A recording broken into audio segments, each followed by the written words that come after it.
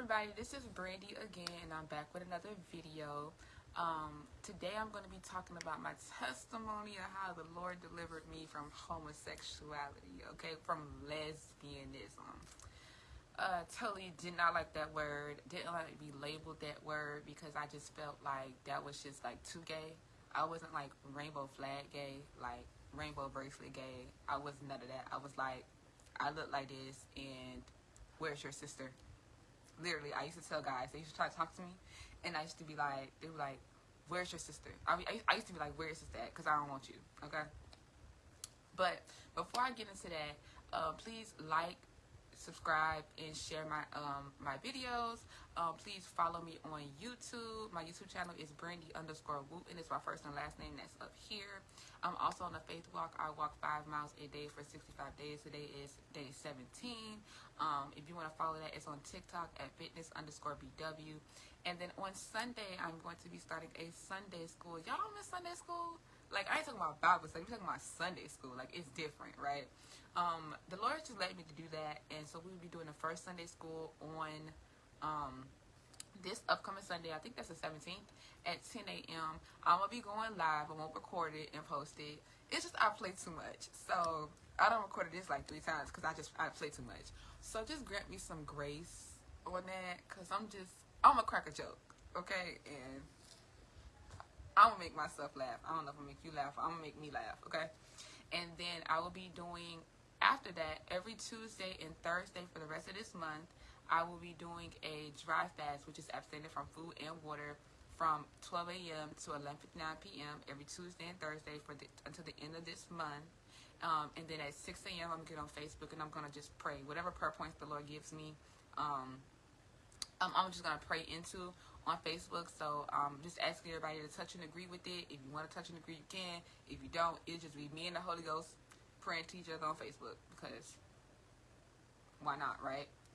So here we go. We're getting into it. Oh, also, I pray for free. I know it's backwards. I don't know why, but it says prayer request at truegift.org. So I guess I have to figure that out on the shirts later. This is just like a little promo when I be walking and stuff like that. Just in case if you want a prayer, you can go to truegift.org and put your prayer request in.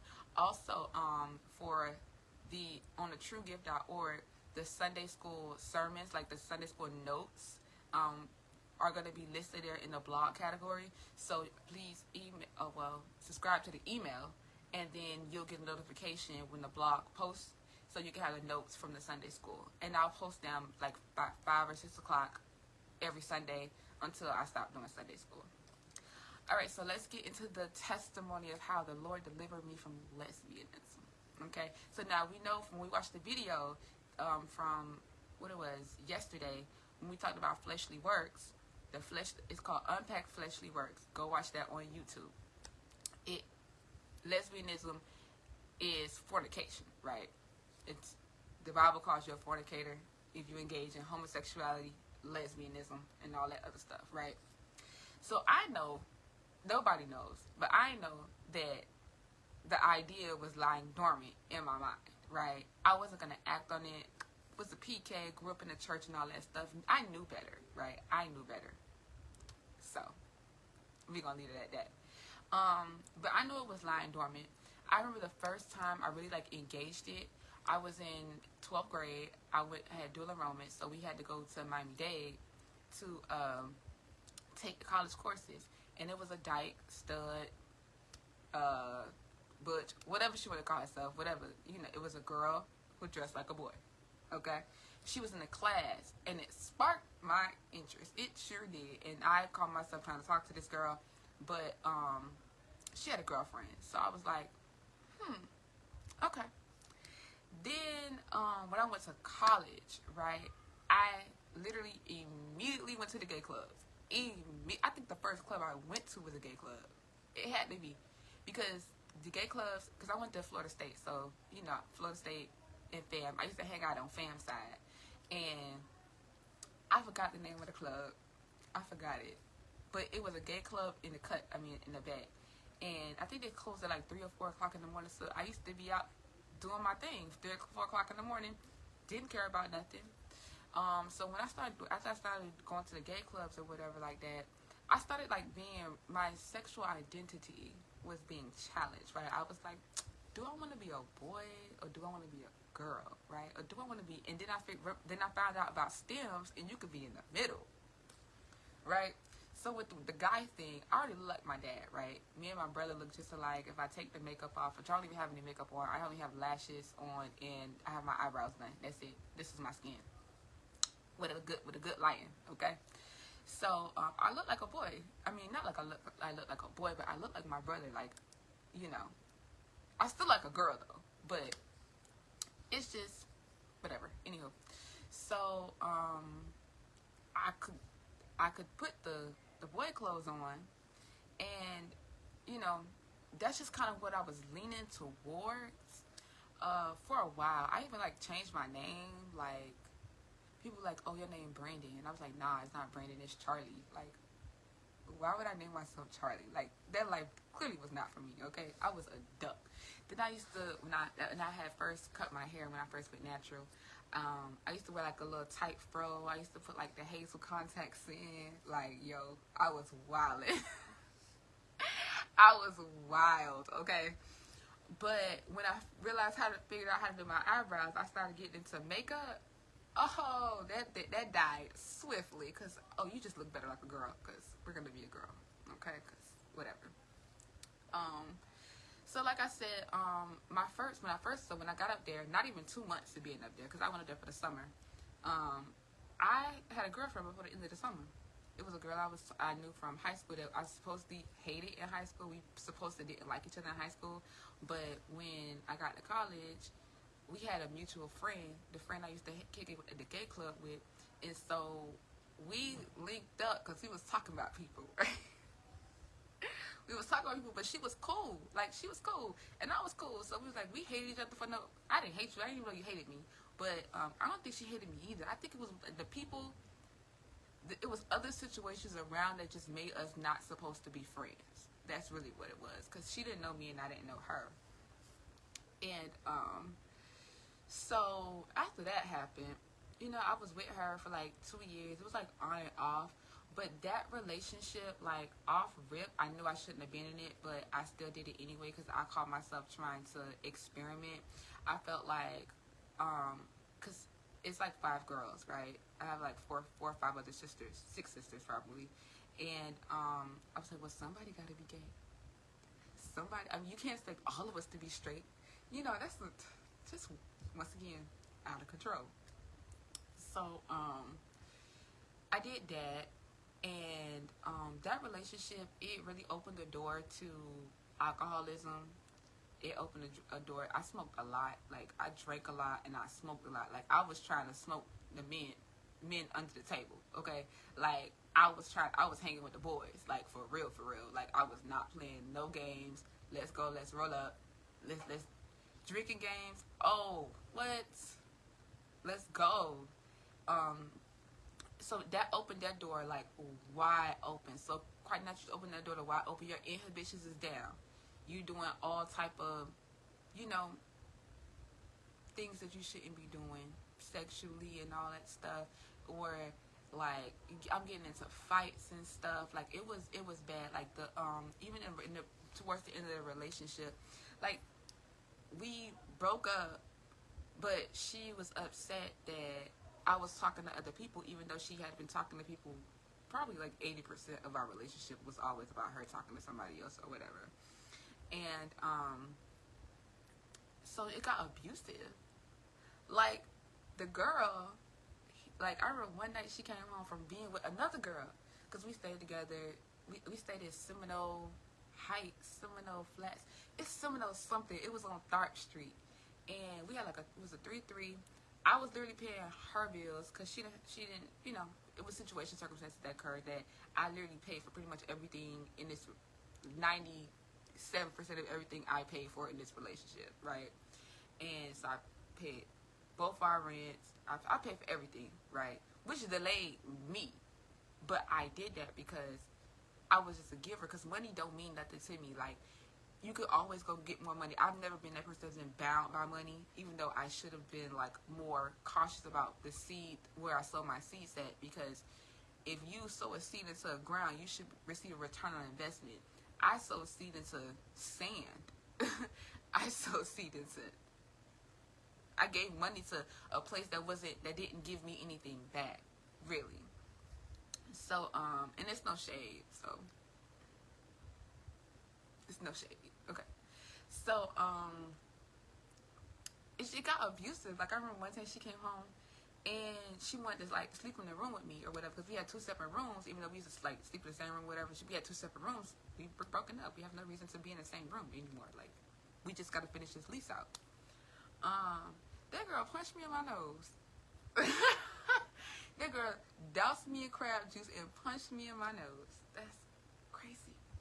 But I used to eat it because I'm like, yo, like, I was bigger at the time. I was like 200 pounds. And she was like 140, 150 and stuff like that. And, so I used to eat them licks because it was nothing. It didn't hurt. But then it got to a point, I was like, bro, I'm tired of being your punching bag. Like, stop hitting me. Like, keep your hands to yourself. What really took her off is when I got friends, because I didn't have no friends throughout college. Like, I had a couple of friends, but I had, like, no social engagements. I didn't go anywhere without her, because of situations and circumstances that occurred. Literally didn't go anywhere without her. But she had friends, so she could go out. She could do whatever. But I couldn't do none of that stuff. And for me, I'm a loner in the sense, like, I don't mind being by myself. Like, I could be by myself, so it didn't matter to me. But yeah, so that happened. So then I ended up leaving that relationship. Well, she left me because, you know, I don't know how to break up with nobody. I just let them leave me. But now we can't even get together, okay, for you to break. Now I'm cutthroat. Like, you do one thing, I'm like, see, who you are, who I am is not conducive to a relationship. Like, I will literally see you up that whole paragraph I have in my phone. So that relationship, and this could be any relationship, but for lesbianism, like, this is what happened to me. Would this been the same if I had a boyfriend? I don't know, but I know this is what happened when I had girlfriends. Okay, so and then in that relationship, because I was more of the boy than the girl, I was real quiet, right? Like, I was mute. Like, I just felt like a man because I thought I was a boy, even though I looked like a girl. It's not supposed to be, like, all emotional and all over the place and stuff like that. You're supposed to handle your business and, you know, keep that to yourself, work it out, work your demons out with you, and, you know, take care of whoever you with. That's how I moved, right? You see, it's so warped, right? So, my next relationship, I said, okay, I don't want, because she was a femme for all intents and purposes, even though she was more tomboy-ish. She was still, like, she wasn't full-blown stud, dyke, butch, whatever you want to call it, but she is now, but she wasn't then. So, I said, I'm going to get me a stud, right, or stud, dyke, butch, whatever you want to call them, the girls who dress like the boys, okay? I said, I'm going to get me one of those because I want to be the girl now, okay, because I'm tired of being the boy, I want to be the girl. So, fool on me, I was fooled. It was a girl that dressed like a boy, that acted like a girl. Like, she was such a princess. It was just like, oh my goodness, I gotta be a boy again. So I just remember, like, and I ain't gonna lie, I used to say, it was like Satan went and put this girl's skin on and said, I got a personal vendetta about you, Brandy. I'm gonna take you out. But I really do want to thank her. I want to thank you, though, for real. And I'm gonna thank you at the end of this, and I'm gonna tell you why I'm gonna thank you at the end of this, after I tell this little tidbit of a story. Because, like I said, I don't want to make it about the people. I just want to make it about the whole how lesbianism treated me, and how I got delivered from it. Okay, so in that relationship, I got love bombed again. You know, before we got together, it was one thing. Like, she had bought me a ring before she even met me. She told me she loved me before she even met me in person, and I knew I should have left then, because I'm like, what are you talking about? In my mind, I was like, oh, okay. I said it to her, but in my mind, I'm like, the girl is crazy. But whatever. I didn't think I was gonna meet the girl. I didn't think I was gonna get the job, because I ended up applying for a job in Panama City, which is close to Cali, which where she stayed. And so I didn't really think I was gonna get it. But then I got it. I was like, ooh, I got a girlfriend now. Ooh, okay. So I did that or whatever. And that relationship muted me a lot. Before I got with her, I told her the things. Remember, okay, so in the video that I posted about keeping quiet, I think it was in the first part one, it talks about how when you first talking to people, and there's like, well, what do you want in a person? Like, what are your likes and dislikes? What are your pet peeves? So what we do is we divulge this information. These people warp into who we want them to be to get us. And then as soon as they get us, they switch the game up. And that's what happened to me in this relationship. Like, completely switched up. Like, completely. Like, she was cool, but, like, she was cool till she wasn't. It was cool till it wasn't. But at the end of the day, like, clearly I was insecure. Clearly I did not love myself because I stayed with this person because I thought, so, okay, so when you first get out of college, if you don't have a job off rip, it's kind of difficult to get a job and stuff like that. So she graduated, we met, and I guess we got together in the end of 2016, and she graduated 2017. She didn't have a job again until June 2018. So who you think was giving her money the entire time? I mean, wouldn't work nowhere and wouldn't do nothing. But I was giving her money, so what's the purpose of you working if somebody's giving you money every weekend for us to go out? And because I didn't really know her like that, I was getting to know her when I got up there. And I knew she was upset about not having a job. So I knew she liked to go out. So I said, well, let's just go out, take a load out. But it turned into an every weekend thing. Like, I was literally going to the ATM. Let me tell you how stupid I was. Let me tell you how stupid. Don't be stupid. I went to the ATM. I took out $500 every weekend. And I didn't give her all $500, but I gave her money. And then we'll go, because it's better to have a piece of man and no man at all, or it was like, oh, you're supposed to go to the, I heard it somewhere, you're supposed to give them the money, and then they give it to you back to make it, so they can not feel bad about being broke. I used to give her my money, and we used to go out, and I used to go to her and be like, can I have some money? And then she'll pull it out of her pocket like it's hers. Let me tell you, don't be dumb with no man or no woman. Don't be dumb, okay?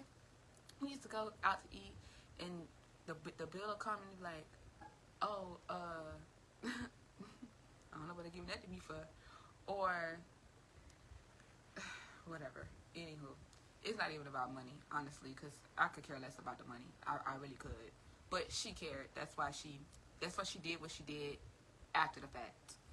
But anywho, so that relationship muted me a lot. Like, she was affectionate before we got together, and then when we got together, she stopped being affectionate, and it really took a toll on me, because I was like, this is what I thought I was going to get. And then she tells me, is it really that important?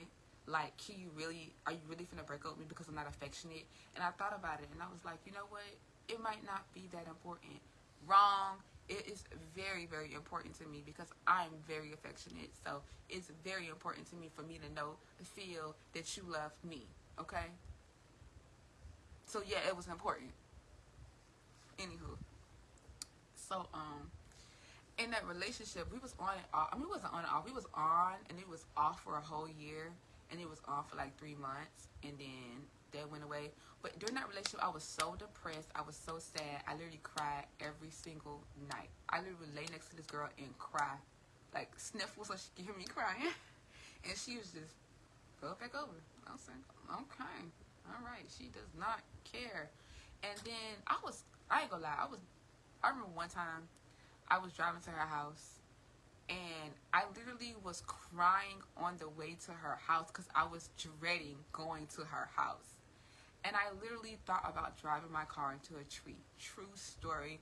That'll be something that I want to say I'll never forget, but that'll be always something that I will remember. Like, I never want to feel like that again. Like, being with this girl, I gained 40 pounds. I think I got with her when I was like 200. When she left, I had to be like 260, 250 when I like 250 when she left me. Like, it was like I gained like 50 pounds feeding this girl.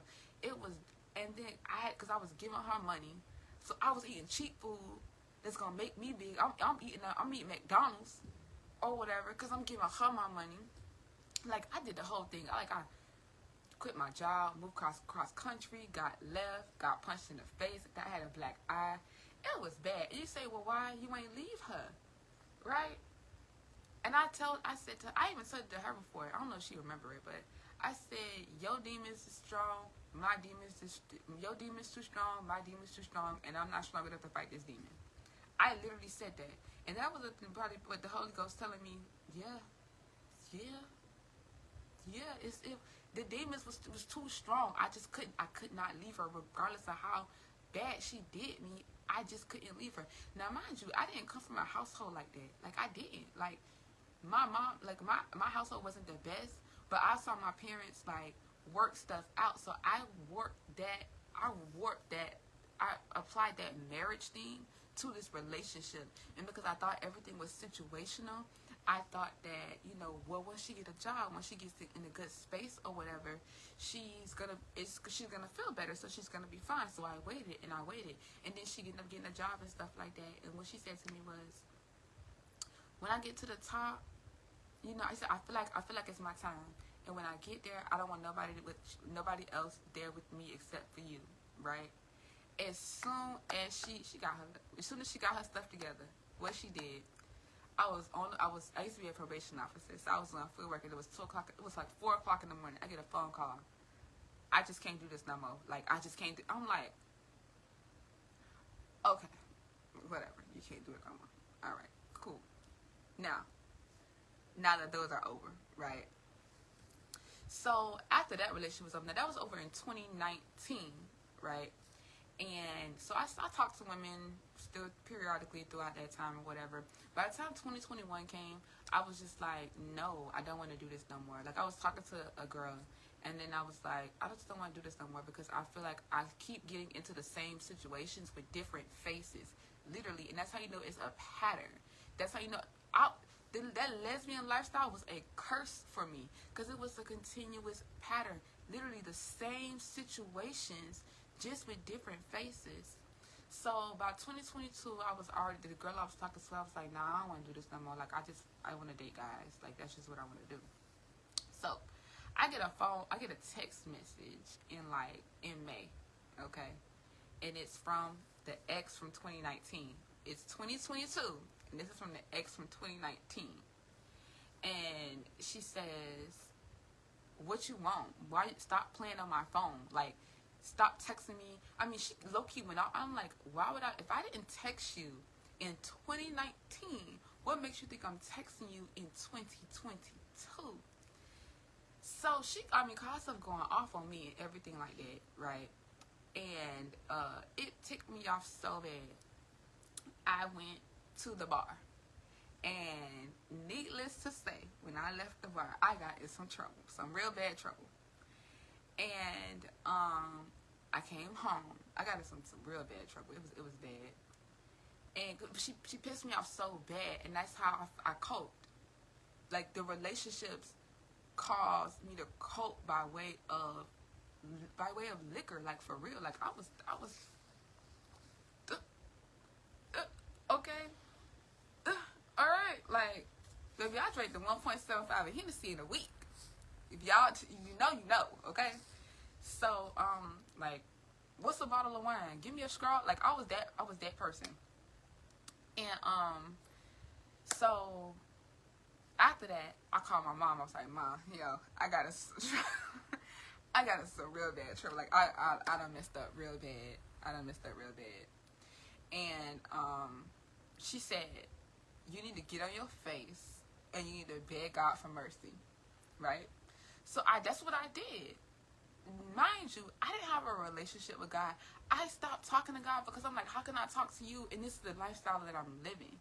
Like, I didn't play like that. Like, I was not the person that played with God. Like, you either gonna drink this brown liquor or you gonna talk to God. Like, you're not gonna be in the. I didn't even like going to church. Okay, I didn't even like going to church because I just didn't play with God like that. Like, I just didn't do that. I just was not that type of person. And so I got on my face and I begged God for mercy. I did. And did the situation change at that moment? Absolutely not. But in the midst of me begging God for mercy, I was like, Lord, like, I really don't want to do this no more. Like, I don't want to deal with girls no more. I don't want to be drinking no more. I'm tired of being angry. Like, I was tired. Like, I was literally tired of my life. Like, I was sick and tired. You know, they say, when you're sick and tired of being sick and tired, that's when you move. I was literally sick and tired of the way I was living my life, right? Just not even no thought in it. Just hedonism. I keep saying it. Momentary gratification, not thinking about the long-term consequences of my actions. So that happened, and he put me on a fast, and I was fasting, and I was praying, and I was reading my word, and fasting and praying and reading my word. And it came a day where when I was just talking about, I was literally crying out to God, like, I don't want to be gay no more. I don't want these feelings. Like, I don't want them. I don't want them. I don't want to drink no more. I don't want to do it no more. I was literally instantly delivered from lesbianism, homosexuality. And I know this because as soon as I got up, I immediately wanted a man. Like, now the desires that I had, because I literally was just praying for being gay. I don't want to be gay. I don't want to be gay. I don't want to be gay. I don't want to be gay. Right? So my sexual desires immediately shifted to men. But it was the same sexual desires I had for women, but just now for a man. And I'm like, okay, so now at that point, that's when I knew that homosexuality was just a fruit on the tree of what I thought was just perversion, but really is sexual immorality as a whole.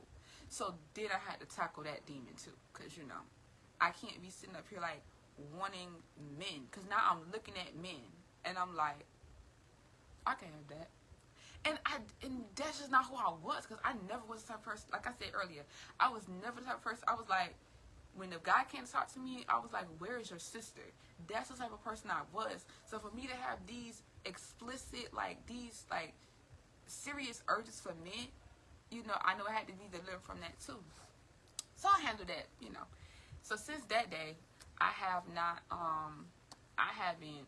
touched any liquor, I haven't touched any women, I haven't touched any men. Like, I literally was set free and delivered from that demon.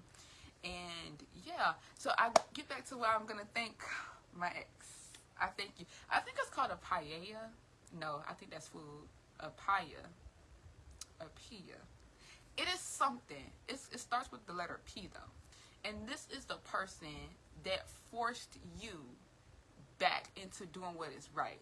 So the relationship with her, if she had not texted me in 2022, I probably, who knows, I mean, I wouldn't know, I probably still would have been laying up with women, drinking brown liquor, you know, doing whatever I was out there doing, because I was outside doing crazy stuff. So I thank you for lying to me and telling me that I would, for lying to me. And I really do thank you for texting my phone, because if you didn't text my phone, then I would not be up under the grace of God. Like, I would not have changed my life. I would not have went to God if it wasn't for you. And so I gotta thank you. Thanks, sis. Okay? And like, it wasn't me texting her phone. I found out later, you know, that she be texting her own phone, or she be lying and saying people texting her to get people to talk to her and stuff like that. Your ex called me, boo. So I know the real tea. But anywho, that's neither here nor there. I'm not even trying to entice you. Like, it's not about you. It's about being delivered from lesbianism. And but no, for real, like, I really do thank you for that. And anybody who wants to be delivered, literally, you just have to want it, right? I was literally crying out to God, like, Lord, I really don't want to be this no more. But it's not just about lesbianism. Lord, I really don't want to fornicate no more. Lord, I really don't want to be a whore no more.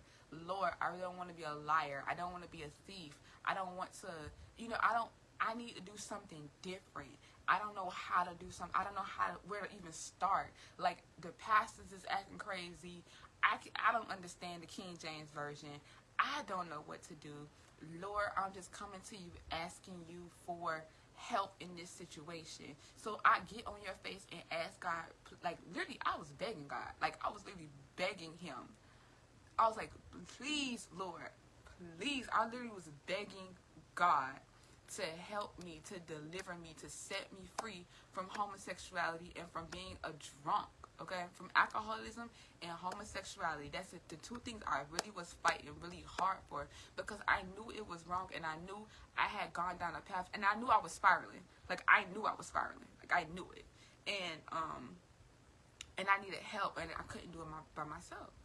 I couldn't do it by myself. And you can't do it by yourself. Because like I said, the demons is too strong. The demons is real strong.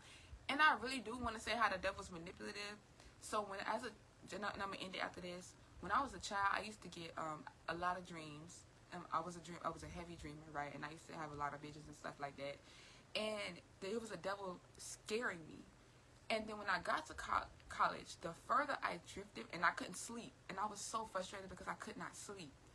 And when I got to college, I realized the further I drifted from God, the more I got into drinking and these ungodly relationships and all this stuff. The more I did with that, the better I could sleep. Like he wasn't bothering me.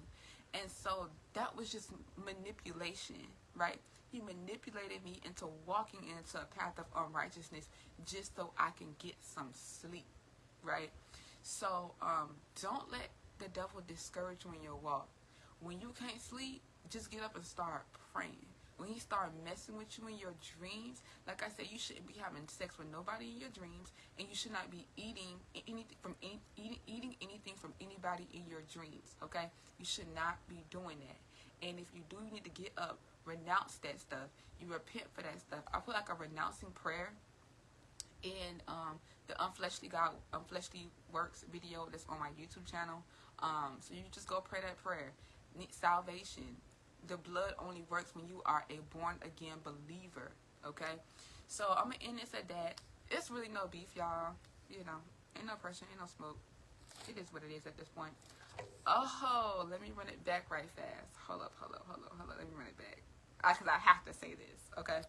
So, while being at Covered by God, under Prophetess Tiffany Montgomery, it's one of the videos. I'm not sure if I was on a fast with her.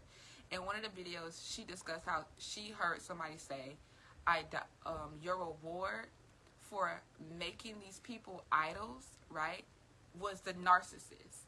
So, her narcissistic, the relationships that I was in, I had to classify them as narcissists, right? I'm just gonna do that, right? Classify you as a narcissist. You may not be a narcissist now, but when I knew you, that's who you were, okay?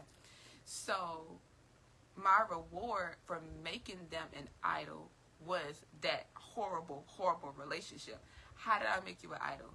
Well, every time I gave you money, I was paying my fee for you to stay around. Not that I was trying to buy you, but I was paying a fee to be with you. Every time they called me, I jumped. I wasn't jumping for God. I wasn't giving my money to the church, but I was jumping for these people, and I was giving my money for them. Of course, when you have sex, you're creating a covenant. So it's these little things, right, that cause you when they hurt me, and I still came back. I made them my God. I literally made these people my God. I'm not gonna lie. And when the Lord revealed that to me, I was like, yeah. So I made them my God, and because I did that, I got what I deserved, you know. But a destiny destroying relationship, and I don't know what my expectation was being with a woman. Because I knew I wasn't finna marry none of them. I knew that for a fact. Because I wasn't even, when I said I don't play with God, I wasn't playing with God like that. I was not going to the altar with no woman. It just wasn't happening. And there was that for me, I know there's no expectation in any healthiness. Like, how do you expect God to bless a space that's unhealthy? I want you to bless my lesbian relationship. Lord, please bless my lesbian relationship that you said was an abomination in the Bible. I need you to bless it. How does that sound? It don't sound right to me. But anywho, that's it. That's how I got delivered. It's kind of lengthy. I wasn't trying to make it that lengthy, but hey, here we are. So once again, y'all be easy, be encouraged, you know, just go to God, and yeah, that's it. That's really all I have to say. So I'm just gonna wait and see how this goes.